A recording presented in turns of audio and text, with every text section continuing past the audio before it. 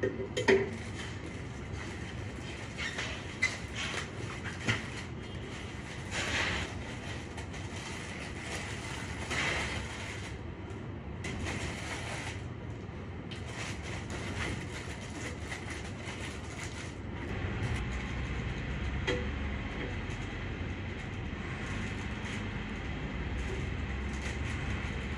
natin yan ng ito ang gusto niya ipalagay dito sa tray na to.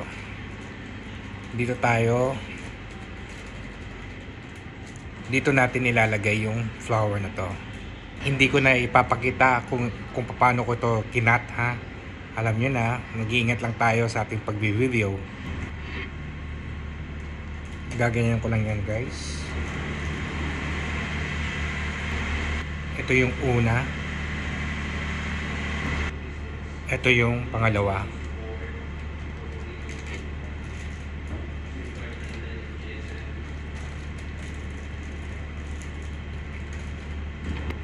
Ang pangatlo.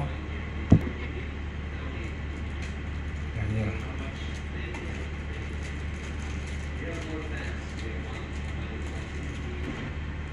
Lalagyan ko lang to ng pautot na ribbon, kaso wala na akong gold.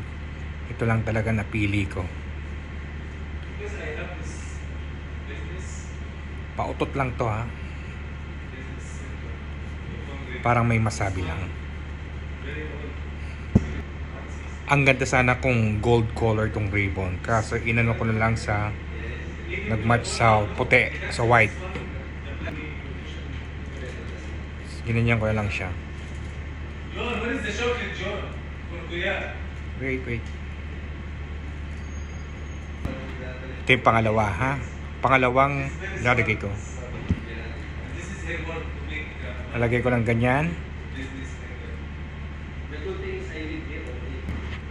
O yan, o. Tapos na. Yan lang kasimple. Gusto ng customer, di ba? Kung gusto ng customer, yan susundin. Ganyan lang siya. Kadali. Simple. More classic. O, di ba? Ayan. Ganyan lang kasimple ang gusto niya. Thank you for watching. Like and share. Follow me more and see ya. Salamat po.